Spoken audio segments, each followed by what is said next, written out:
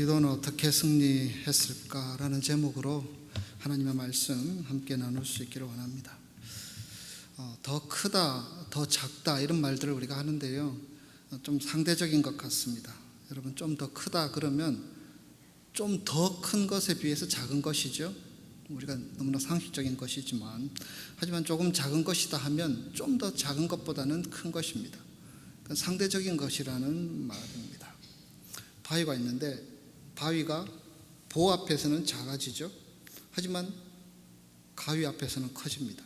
하지만 이 가위도 보 앞에서는 크게 느껴지죠. 이게 상대적인 일들이 나타나는 모습이죠. 어떤 대상과 비교해서 사람들은 내가 작다고 느끼면 그것이 꼭 작은 것도 아닌데도 불구하고, 꼭 부족한 것도 아님에도 불구하고, 꼭 무기력한 것도 아님에도 불구하고 이게 좀 더 나은 사람들과 자꾸 비교하면서 그래서 자신을 초라하게 보고 열등감에 빠지는 경우들이 많습니다. 어쩌면 내가 그 사람으로 인하여 열등감을 느끼는 그 사람도 또 다른 열등감이 있는데, 그런 것들에 대해서 우리는 잘 보지 못한 채 여러 가지 어떤 내 나름대로의 기준을 가지고 상대적인 것들로 인하여서 힘들어하고, 또 어떨 때는 우월하게 느끼기도 하고, 그렇게 살아가는 것이 사람들의 모습이 아닌가. 여러분들은 어떠하십니까? 그 세상적인 이런 기준들도 상대적인 것들로 인하여 사람들이 힘들어하듯이 신앙, 믿음도 상대화시켜 생각하는 경우들이 있습니다. 내가 무슨 일을 잘 헤쳐나갈 때에는 마치 내 믿음이 아주 크고 위대한 것인 양 착각할 때도 있고요, 또 어떨 때 내가 어떤 일이 잘 풀리지 않고 왠지 모르게 두려움 속에 거하게 될 때에는 내 믿음이 너무나 초라하게 느껴진다, 그럴 때가 있습니다. 두 가지 다 경험하고 살지 않습니까? 어떨 때는 정말 내 믿음이 참 좋구나, 저 사람보다 내가 이런 믿음을 갖고 있구나, 그런 마음 들 때도 있고, 어떨 때는 또 그 반대의 마음들. 여러분들은 어떠하십니까? 여러분의 믿음은 어떠하십니까? 여러분의 믿음을 생각하면, 여러분의 신앙을 생각하면 긍정이십니까? 부정이십니까? 우리는 불안한 시대를 살고 있습니다. 현대의 여러 가지 상황들, 코로나 영향력에서 아직 벗어나지 못하고 있고, 또 우리가 살아가는 이 미국 땅 세계 최강대국인 줄 알았는데 여러 가지 경제적인 문제로 위태위태하는 상황들, 또 세월이 흘러가면서 점점 약해지는 우리의 몸, 우리의 마음, 이런 것들로 인하여서 우리의 마음이 움츠려들기도 합니다. 그런데 이런 것들도 역시 우리의 믿음에 영향을 끼치는 것 같습니다. 여러분에게 누군가가 질문을 한다면 내 믿음은 크다라고 말할 수 있으십니까? 아니면 내 믿음은 작다라고 말할 수밖에 없으십니까?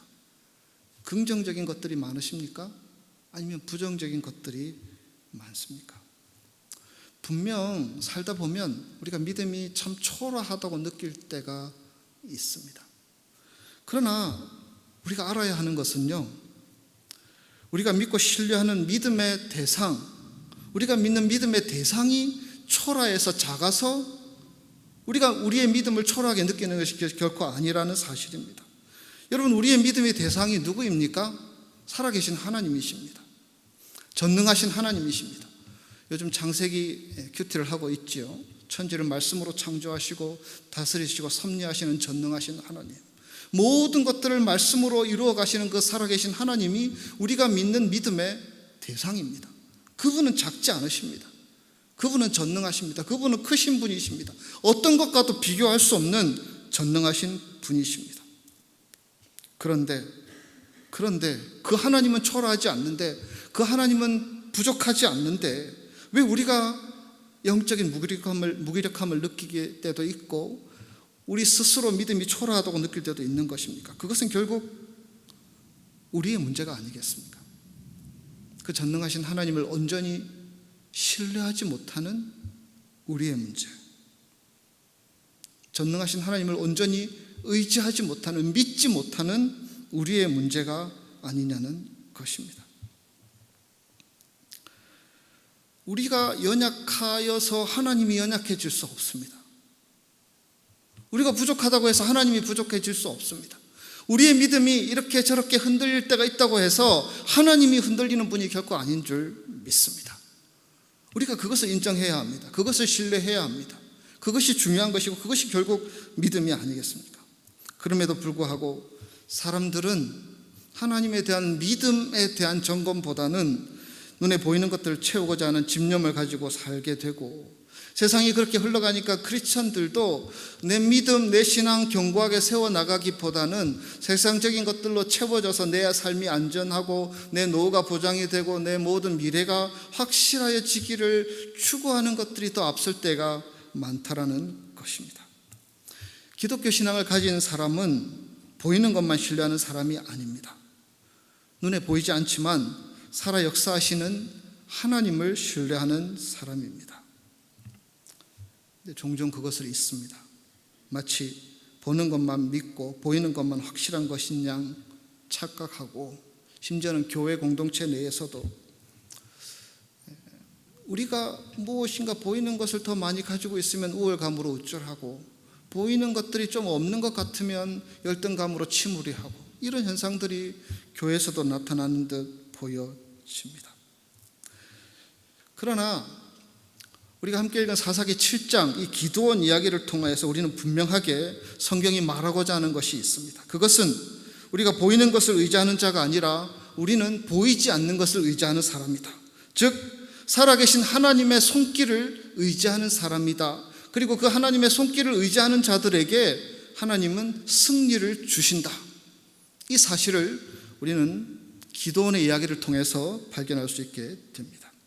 사사기 7장 본문의 말씀은 이스라엘 백성들을 침입하는 미디안, 아말렉 이런 여러 연합군들이 동맹을 맺어서 지금 이스라엘과 전쟁하고 있는 상황이 그 배경입니다. 객관적인 조건으로는 비교가 되지 않습니다. 한 민족도 아니고 여러 민족이 마치 그 수가 너무나 많아서 메뚜기같이 많다고 성경에는 기록되어 있습니다. 그렇게 수많은 그 적들이 지금 이스라엘을 침입해 들어와 있고, 이스라엘은 그것에 대해서 어찌할 바 모른 채 주저하고 망설이고 두려워하고 있는 상황입니다. 계란으로 바위치기, 뭐 이런 상황에서 할 수 있는 말이죠. 이게 전력이라는 게, 전쟁을 해도 전력이 차이가 뭐 비슷하든지 뭐 한 반 정도 되든지 그 정도 차이가 나면 정신력으로 이기고 승리할 수도 있겠지만, 이 전력의 차이가 너무나 큰 나머지 객관적으로는 이스라엘이 싸워서 이길 수 없는 상황입니다.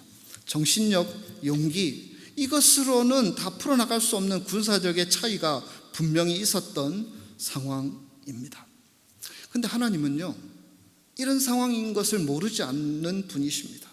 근데 그 하나님은 차라리 어떤 동맹군을 좀 붙여주시든지, 아니면 다른 어떤 용감한 자원하는 군사들을 붙여주시든지 해서 전력을 더 강화시켰으면 더 좋았을 텐데, 하나님은 큰 전쟁을 앞두고 한 가지 일에 집중하고 있습니다. 그것은 기드온의 마음, 기드온의 정신력, 더 나아가서는 기드온의 믿음, 기드온의 신앙에 하나님은 집중하고 있습니다. 기드온의 신앙이 강하면 된다는 것입니다. 기드온이 확신을 가지고 나가면 된다는 것입니다. 이것만 있으면 전쟁에서 이길 수 있다라는 전제를 가지고 하나님은 지금 이스라엘 백성에게, 기드온에게 다가오고 있습니다. 우리가 알고 있는 상식에 의하면, 여러분 그렇지 않습니까? 우리가 살 만큼 살았기 때문에 다 알지 않습니까? 아무리 정신력이 강해도, 심지어는 그렇게 말하는 사람도 있습니다. 아무리 내가 믿음의 확신이 있더라도 하지 못할 일들이 있다. 어떻게 생각하십니까? 동의하십니까? 노라고 생각하십니까? 그럼 또 어떻게 살아가고 계십니까?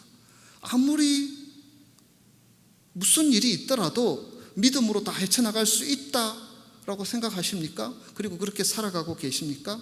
아니면 그렇게 생각을 하고 그렇게 말은 하지만 어떻게 해서든지 내 전력을 잘 갖추어서 내 싸우기 위한 어떤 어떤 바탕을 잘 갖추어서 싸우기 위해서 준비하는데 바쁘고 분주하게 살아가고 있지는 않으십니까? 하나님은 전쟁을 앞두고 기드온에게 집중합니다. 그에게 믿음의 확신을 갖도록 그곳에 집중하고 계십니다. 그리고 기드온이 하나님께서 나와 함께 하신다는 확신을 분명히 갖게 되었을 때에 바로 그때에 하나님은 전쟁이 시작되게 하십니다. 그것도 그 수많은 적들 앞에서 300명의 용사를 데리고 와서 칼과 창을 가지고 온 것도 아니고 횃불, 나팔, 항아리 이런 것도 들고 오게 하셔서 전쟁이 시작되게 하십니다. 그리고 미디안 군사 약 10만 명 이상의 그 적들이 무너지게 하십니다. 여러분, 그때 기드온이 가진 것은 인간적인 신념이 아닙니다. 나는 이길 수 있어, 나는 확신해, 나는 강한 사람이야, 이런 신념이 아닙니다.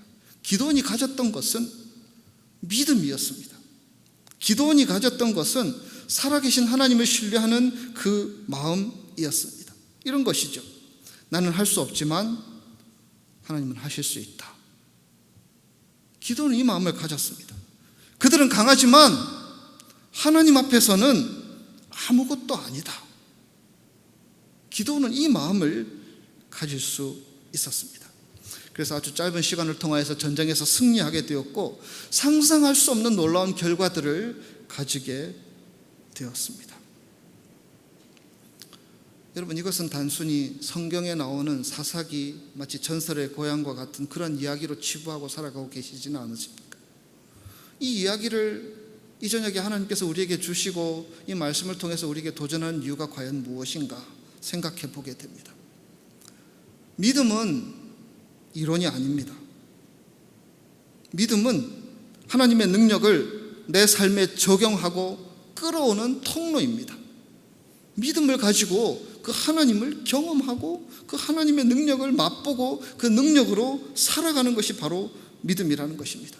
그냥 나는 믿어, 무조건 믿어 하면서 혼자 잘난 체 날뛰고 막 어떻게 되든지 이렇게 상관없이 살아가는 것이 믿음이 아닙니다.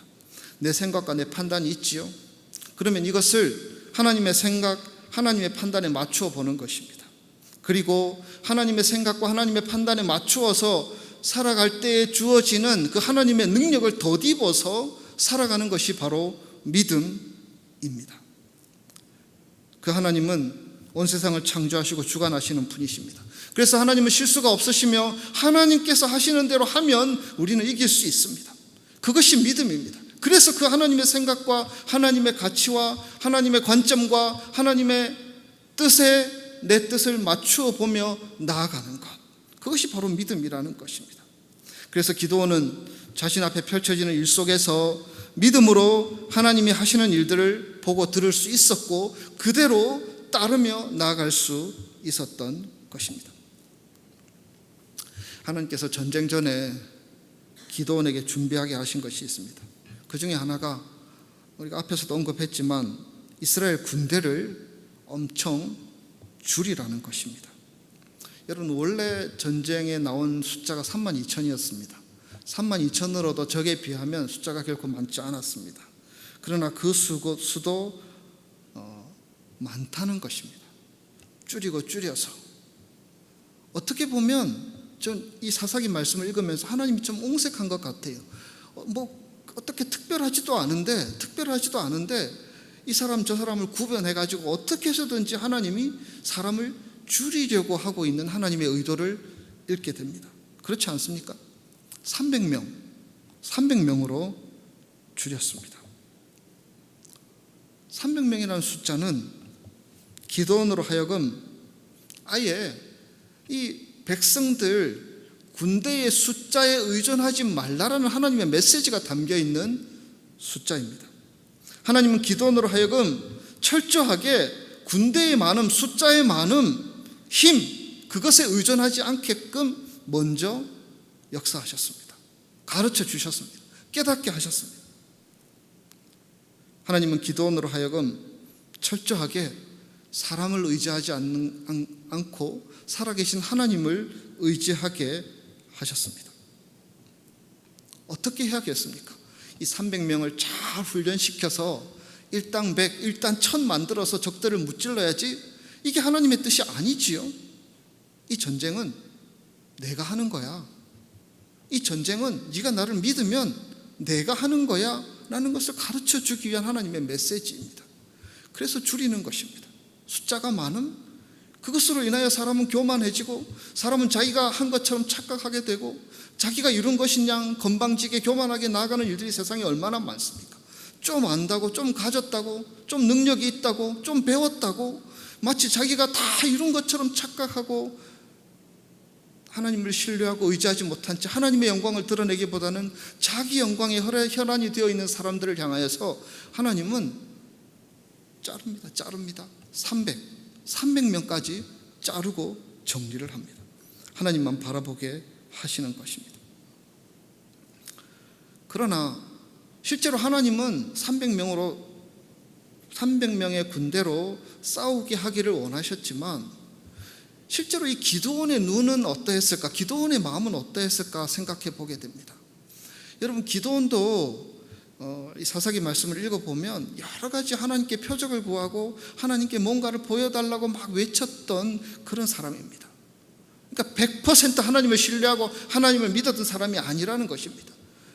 그런데 이런 기드온에게 32,000의 군사보다 300명이 더 낫다고 누가 얘기할 수 있겠습니까? 실제로 눈에 보이는 것은 그것이 아니었습니다. 하나님께서는 그래서 기드온에게 두 가지를 보여주십니다. 그 두 가지를 통해서, 그 두 가지 체험을 통해서 기드온에게 하나님이 살아계시며 너와 함께 하고 계시다는 확신을 주려고 하셨습니다. 그 한 가지는 양털을 통해서이고요, 또 한 가지는 적들인 미디안 사람들이 밤에 꾼 꿈을 서로 이야기하는 것을 듣게 하셨습니다. 이 두 가지를 통하여서 기드온에게 확신을 갖게 하셨습니다. 성경에 그런 내용들은 없지만 기드온은 불안했지요. 그래서 하나님께 먼저 요청했습니다. 그래서 이 양털에만 이슬이 맺히게 해달라고, 이 양털 내 손바닥 안에 있는 양털에만 물이 맺히게 해달라고, 이슬이 맺히게 해달라고 그렇게 요청했습니다. 기드온은 자신이 어떤 사람인지 알았습니다. 하나님께서 자기를 사사로 세워주셨고 위대한 일들을 하게끔 하나님께서 일하고 계셨지만, 자기는 그 일을 할 만한 능력과 믿음이 없는 사람인 줄 알았습니다. 그래서 하나님 앞에 엎드린 것입니다. 하나님 앞에 요청한 것입니다. 내가 지금 이렇게 불안한데, 내가 지금 이렇게 확신이 없는데 하나님 뭔가를 주셔야 하지 않겠습니까? 내 손바닥에 이슬이 있게 하여서, 이 양털에 이슬이 있게 하여서 하나님이 내게 응답하시는 것을 내가 보게 하소서. 그렇게 하나님 앞에 기도하며 나아갔습니다. 하나님은 기도를 들으시고 응답하셨습니다. 그래서 양털에 이슬이 내리게 하였습니다. 수많은 적들 앞에서 어쩌면 기드온의 감각은 무뎌지고 이 영적인 힘, 어떤 영적인 에너지도 마비되었을지 모릅니다. 그런 기드온에게 하나님은 이 손바닥으로 하나님이 살아계시다라는 것을 보여주기를 원하셨습니다. 그래서 기드온의 요청에 응답하였고 손바닥에 이슬이 있게 해 주셨습니다. 이쯤 되면 이제 기드온은 확신을 가지고 용기 있게 나가야 하는데 또 불안합니다. 의심이 듭니다. 여러분, 그런 적 없으십니까? 하나님께서 응답하셨는데, 말씀하셨는데, 하나님께서 분명히 말씀으로 내게 말씀하셨는데 여전히 불안해하고 있는 우리의 모습들, 기드온이 지금 그러고 있습니다. 의심이 듭니다. 이것은 혹시 우연일지도 모릅니다. 내가 긴장해가지고요, 손에 습기가 차가지고 이슬에 맺힌 것처럼 보일지도 모릅니다. 말도 안 되는 얘기죠. 하나님께서 그렇게 역사하셨는데 그 역사하심을 그대로 인정하고 받아들이지 못한 채 또 다른 것을 요청하고 있습니다. 이제는 이 양털에만 이슬이 맺히지 않고 다른 곳에 이슬이 다 맺히게 해달라고 요청합니다. 자기가 연약하다는 것을 인정했고요, 그 연약하였기 때문에 좀 더 굳건한 확신이 내게 필요하다는 것을 하나님 앞에 기도하면서 요청하고 있는 것입니다. 하나님은 이 기도원의 요청을 들으셨지요. 그리고 응답해 주셨습니다. 기도원은 자기의 손바닥에 이슬이 없으면 아무것도 못할 존재임을, 그렇게 약한 존재임을 알고 있었습니다. 하나님 앞에 그것을 인정하고 감추지 않았습니다. 솔직하게 인정하고 하나님 이것이라도 보여주시옵소서. 이것이라도 경험하게 해주시옵소서. 이것이라도 알게 해주십시오. 그렇게 간절히 요청했을 때, 야, 너 그렇게 나를 못 믿어? 네가 어떻게 사서야? 하나님께서 그렇게 따지고 반문하고 너 안 돼, 다른 사람 해, 그렇게 말씀하지 않으셨습니다. 그의 요청을 끝까지 받아주셨고 응답해 주셨고 하나님이 하나님 되심을 기드온에게 보여주셨습니다. 솔직하게 하나님 앞에 자신의 연약함을 내어놓는 기드온을 인정해 주셨다는 것입니다. 하나님은 빈틈이 없고 완벽한 사람들을 통해서 하나님의 일들을 하시는 분이 아니십니다. 하나님은 오히려 우리가 하나님 앞에서 약하다는 것을 알고, 우리가 하나님을 믿는다고 하지만 내 믿음이 얼마나 하찮은 것이 될 수 있다는 것을 알고, 그래서 하나님 앞에 간절히 나아가 부르짖고 간구하는 자들의 기도를 들어주시는 분이십니다. 하나님은 두렵고 불안한 마음을 하나님 앞에 감추지 않고 정직하게 드러내는 사람들을 원하시고 그들의 믿음을 귀하게 여기십니다. 이것이 어쩌면 믿음입니다. 나는 아무것도 할 수 없지만 이 아무것도 할 수 없는 내 손으로 하나님의 손을 붙잡으면 하나님은 하실 수 있다는 것을 믿고 신뢰하는 믿음, 그것이 바로 하나님이 원하시는 믿음이 아니겠습니까?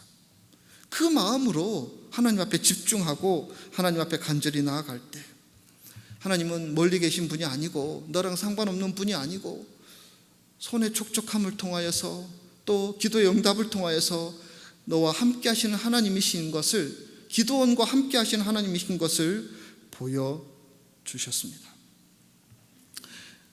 게다가 참으로 놀라운 것은 하나님께서는요, 거기에 더하여서 기드온으로 하여금 미디안 진에 들어가서 미디안 군사들의 꿈 이야기를 듣게 하십니다.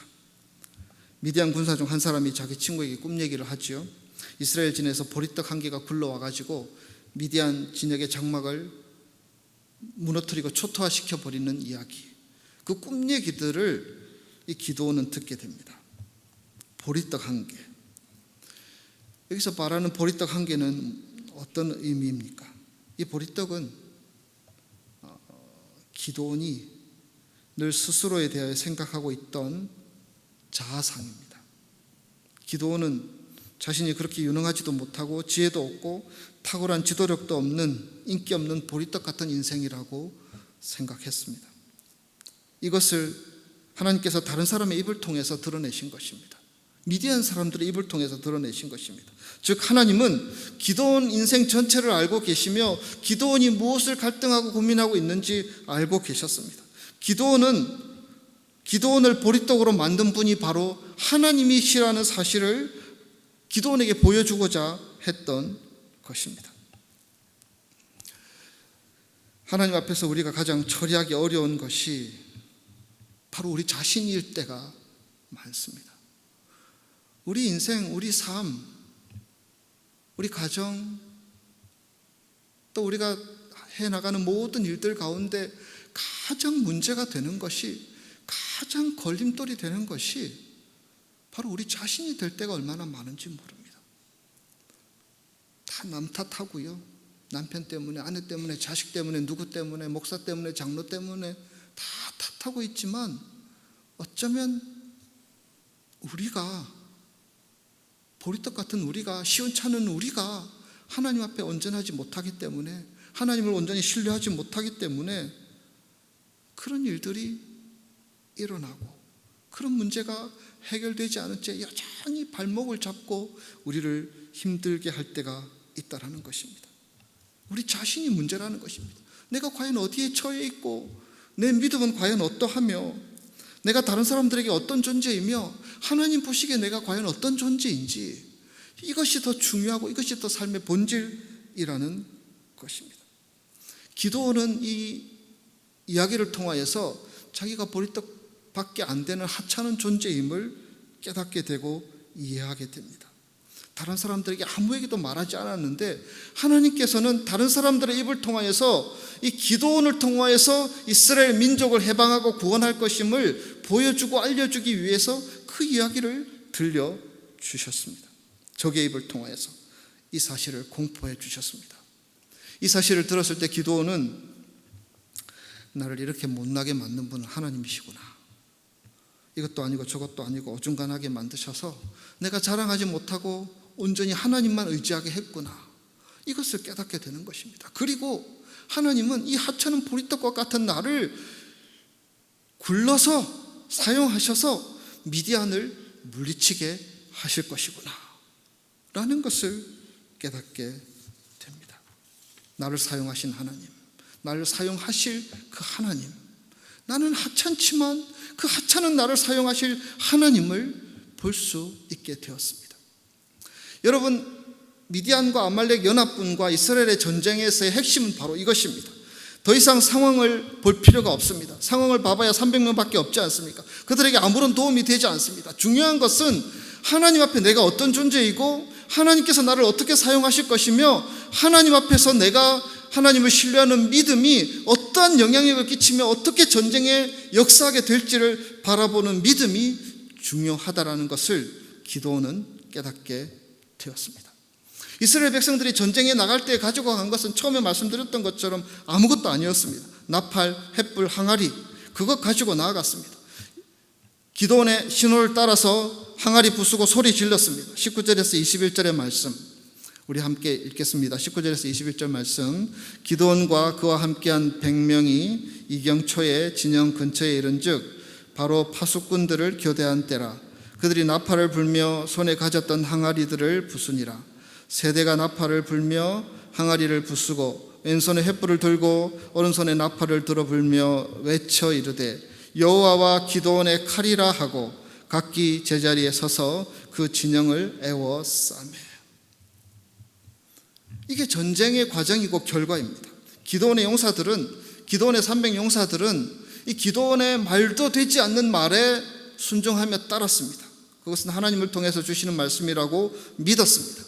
하나님은 그런 사람들만 필요했습니다. 그래서 31,700명인가요? 그 사람들 다 보내버리고 300명만 딱 남게 하였습니다. 그 사람들은 하나님을 신뢰하는 사람들이었고 기도원이 선포하고 명령하며 하나님의 뜻을 따라 나아갈 때에 따를 수 있는 사람들이었습니다. 그것으로 충분했습니다. 그것으로 충분히 전쟁에서 이길 수 있었습니다. 여러분, 우리가 영적인 전쟁을 싸워나가고 믿음으로 이 세상을 잘 살기 위해서는 내 계산보다는 하나님께서 더 옳고 하나님께서 인도하시는 대로 순종하는 것이 더 맞다라는 것을 인정해야 합니다. 수없는 세상의 경험들과 지식들과 수없는 세상의 많은 것들로 오리엔테이션 된 우리들, 그래서 하나님께서 어떤 말씀을 주셔도 내 계산 논리, 내 이성 논리, 내 사고 논리를 가지고 판단하고 이해하고 받아들이고 주저하고 있는 우리들을 향하여서 하나님은 300명만 있어도 충분해. 300명만 있어도 넉넉히 이길 수 있어. 네가 가진 군사가 그것밖에 안 되더라도 충분히 이길 수 있어. 그렇게 지금 말씀해 주시고 있는 것입니다. 캄캄한 밤중에 이스라엘 백성들이 항아리를 깨면서 횃불을 들고 여호와와 기도원의 이름을 불렀을 때 그 이름은 10만의 군사들을 무너뜨리는 능력이 되었습니다. 10만의 적들을 물리치는 비수가 되었던 것입니다. 이스라엘 백성들은 얼마 되지도 않은 인원으로 이들을 에워싸면서 계속 구호를 외쳤습니다. 나팔을 불렀습니다. 그 소리는 그들을 미치게 했고 그들을 두렵게 만들었고 그들을 혼란스럽게 만들었고 그들이 갈팡질팡 우왕좌왕하면서 자기들끼리 싸우게 만들었습니다. 이것이 300명이 한 것입니까? 그렇지 않습니다. 하나님을 믿고 신뢰했던 기드온 300용사의 믿음을 통하여서 하나님이 역사하신 결과라는 사실입니다. 여러분, 여리고성이 무너지는 장면들을 이 광경에 적용할 수 있지 않겠습니까? 그들은 하루에 한 바퀴씩 여리고성을 돌았고요. 마지막 나귀는 7바퀴를 돌았습니다. 그들이 함성을 외쳤고 소리를 외쳤습니다. 그 소리 때문에 무너졌습니까? 그렇지 않습니다. 하나님께서 그렇게 하시면 그렇게 하라고 말씀하신 대로 순종하며 돌고 외치고 선포하면 하나님께서 이기게 해주신다라는 믿음으로 나아가게 되었을 때에 하나님은 무너지지 않을 것 같은 여리고성이 무너지게 하였고 승리할 수 없을 것 같았던 미디안과 아말렉과의 전쟁에서 승리할 수 있도록 은혜를 베풀어 주신 것입니다. 여러분들이 가지고 있는 것들은 무엇입니까? 횃불, 항아리, 나팔. 여러분들이 이 세상에서 여러분들의 인생을 잘 살아가도록 하기 위해서 여러분들이 갖고 있는 무기들은 과연 무엇입니까?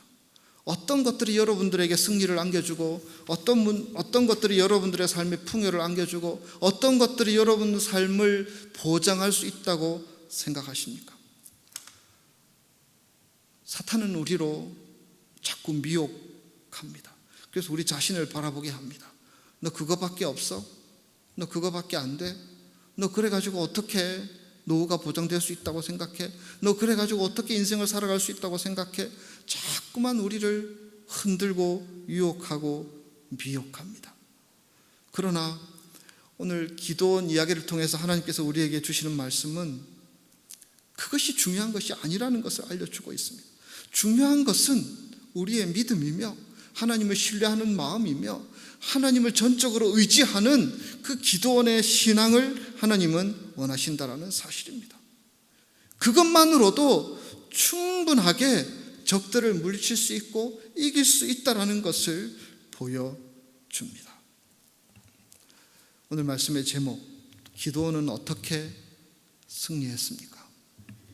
여러분은 어떻게 이 세상을 믿음으로 승리하며 살아갈 것입니까? 또 어떻게 살아가고 계십니까? 질문해 보게 됩니다. 여러분, 우리가 선택을 해야 합니다. 세상적인 것도 다 취하고 우리가 믿음으로 승리한다, 이것은 어불성설입니다. 선택을 해야 합니다. 우리가 정말 하나님을 신뢰하는 믿음을 가지고 승리하겠노라 선택할 것인지, 아니면 남들처럼 세상처럼 다른 것들을 다 잔뜩 채워서 승리할 것인지를 선택해야 합니다.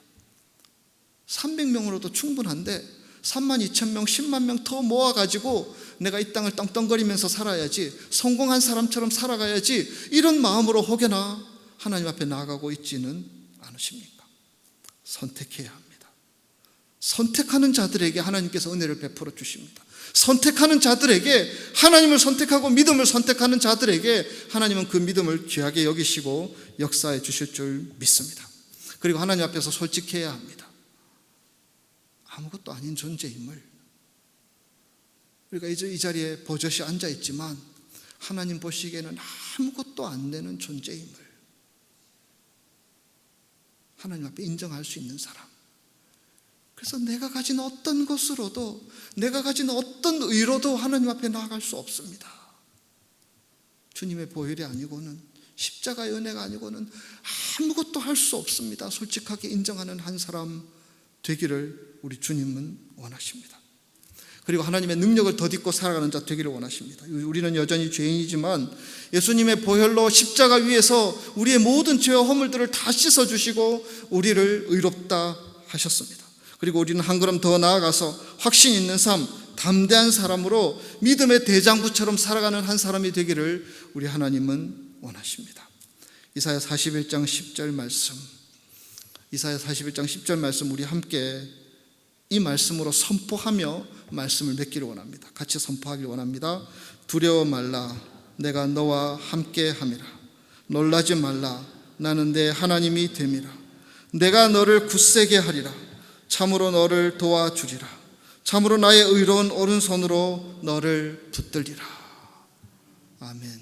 이 주님의 약속의 말씀을 의지하여서 어떻게 기도원이 승리했는지를 도전 삼아서 믿음으로 넉넉하게 세상에서 승리하는 한 사람으로 살아가는 저와 여러분이 되시기를 주님의 이름으로 축복합니다. 우리 잠시 기도하기를 원합니다.